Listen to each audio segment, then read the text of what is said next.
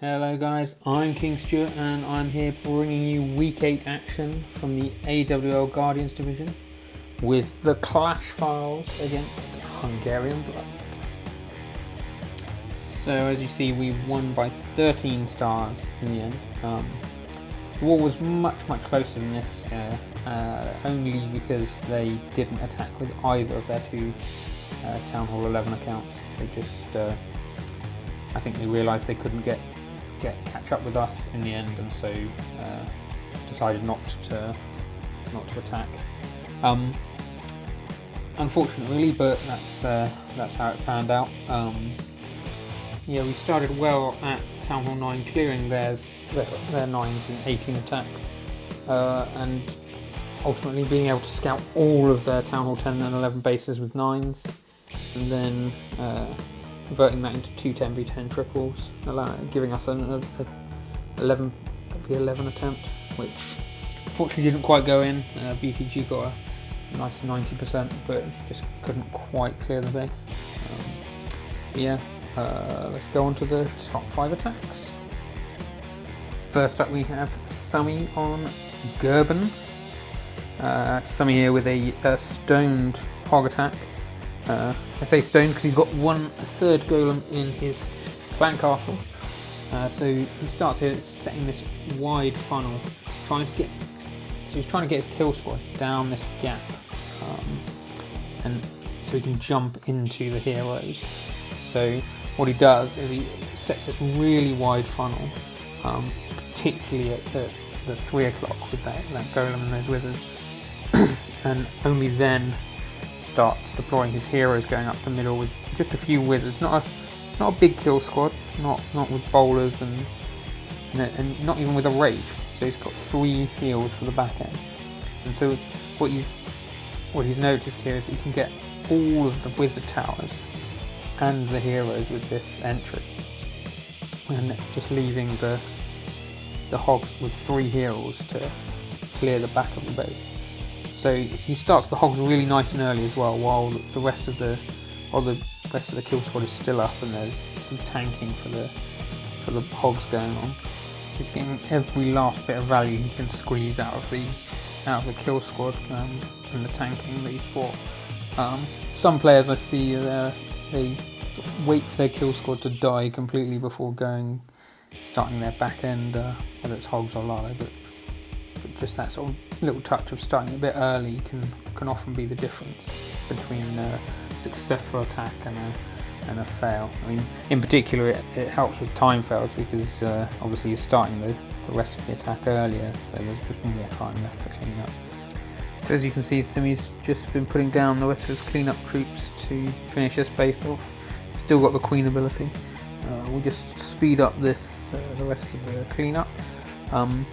But I think the main takeaway from this attack is the identification, the great spot on being able to get all 4 wizard towers and both heroes for the kill squad, and just being able to think outside the box to make it happen. Basically, not getting tied into I need to take bowlers and a rage on my kill squad, saving spell space for his hogs.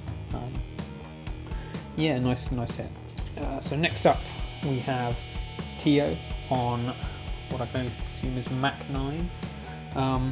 So this is a very similar attack to the one Simi did, but this one has this tail of this baby dragon here at 12. So he's starting with the funnel at 12, and he's going to come in with a kill squad at about sort of 11 o'clock. And this baby dragon is going to stay up right to the very last second of the raid. So he's gone for it. So unlike some of these, he's gone for a stoned entry. So with the 2 golems, so fairly light funnel down at 9 o'clock. But he has gone with the more classic bowlers in the clan castle and the rage to get the entry. But as you can see, he's getting both heroes and 3, if not all 4 of the wizard towers, which are sort of the hog killing defences. And in a similar vein to Sumi, he's started the hogs really nice and early while there's still troops in the core tanking. and yeah, so that just, you could say, just extends the life of the hogs basically. And he's still got these like so much of the kill squad still left up, and the hogs are almost finished going through the base. He has to go a bit early on this heal than he would like because of this that giant bomb, but he's still, even with the back end Tesla farm and all the skellies that are eating those hogs at the moment, they're just wasn't enough. The execution was too good, and he still even has the swag queen ability. And if you just you can see the baby drag has gone all the way around the outside of the base, clearing all that trash. So there's not even much cleanup to do. Yeah, we'll see in a minute. Yeah, right before the end, so the first one dies here to a black mine, and so does the last one.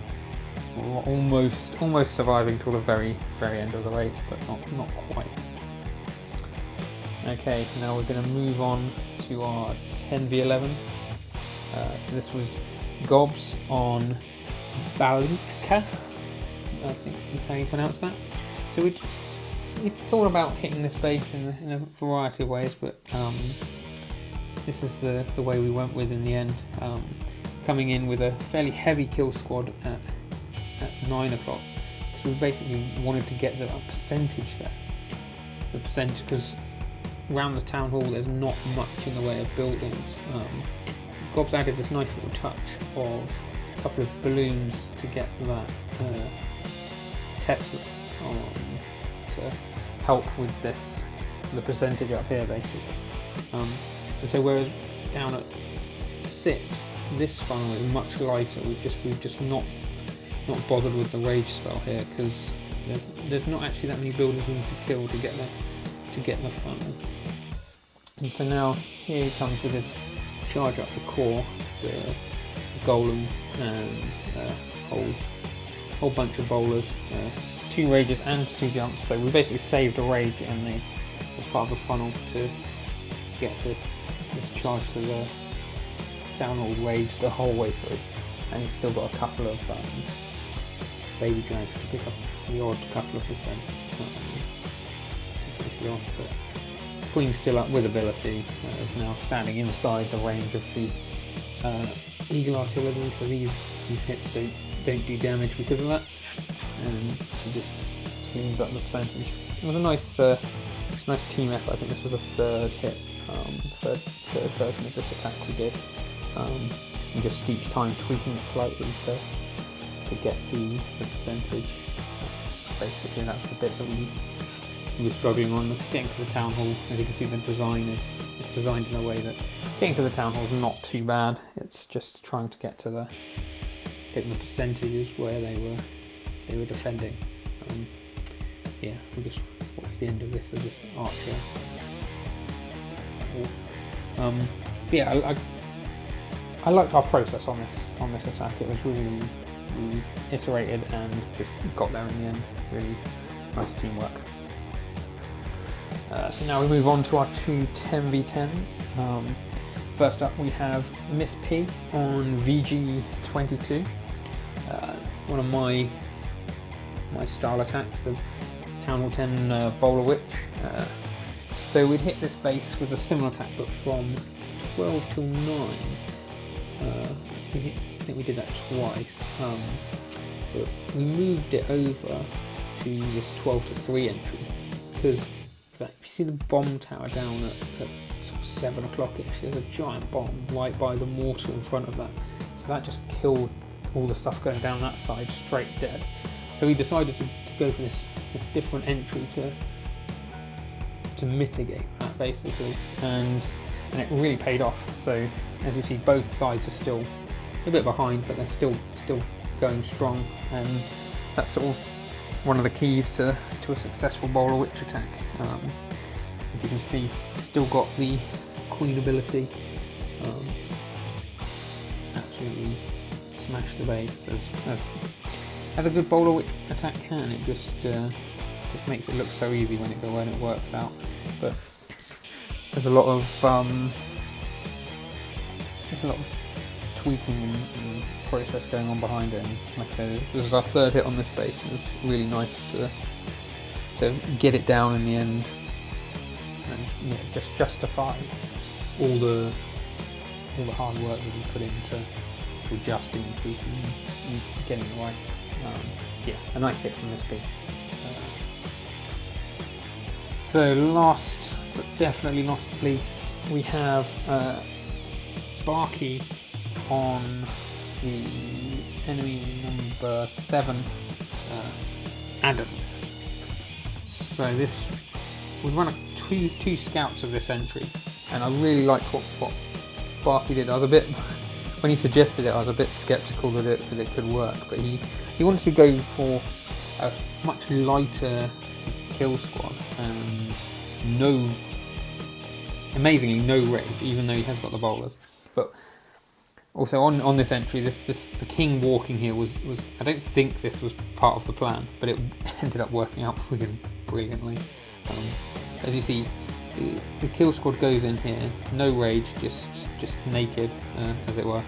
It still gets a decent chunk of the base. Like, it was really a smart move to not take the rage there, because I mean this means that he's got all these spells left for this hog, the hog back end.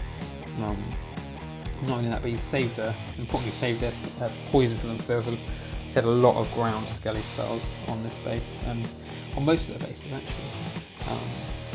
But yeah, so so it's still got 2 heals in the bag, and as you can see, there's just not much of the base left, and still quite a lot of hogs. Just finishing off, and you can just be quite generous with the heal spells. Just wants to make sure that it doesn't end up. Don't want to lose the hogs before you use the heal spells, but he uses the heals nicely. Keeps the hogs up, and has plenty left for cleanup. I'll just speed up the cleanup so you don't have to watch it all through. But so a nice idea from Barkley on this one. I thought it was really sort of out. Actually, I hadn't seen that sort of bowlers without rage. Just not something I typically thought of. But nice spot from Barkley. Yeah, got a bit lucky with the split here, but I think looking back, he would have got the hogs, even if they hadn't split. But yeah, solid win for us in the end. 58 stars, 97.15%. Good performance. Anyone to be proud of that? So next week is the last bye week of the season before the playoffs. Only 2 matches left in the season. Next up we have Clash Kings 2. We're currently sitting at 5-3. I think the 6 teams in the playoffs have pretty much been decided. I think maybe there's one team that might sneak in if they win both their last matches, and someone at 5-3 loses their last 2. But barring something like that happening, I think the top 6 have been decided, and so we're just playing for seeding, getting one of the top 2 spots, being rewarded with a bye. So if we can finish strong, we might be able to pip one of the 2 leaders on 6 and 2 to the bye, which would be sweet. Anyway, thank you very much for watching. Like, comment and subscribe and all that nice stuff, and I will see you next week.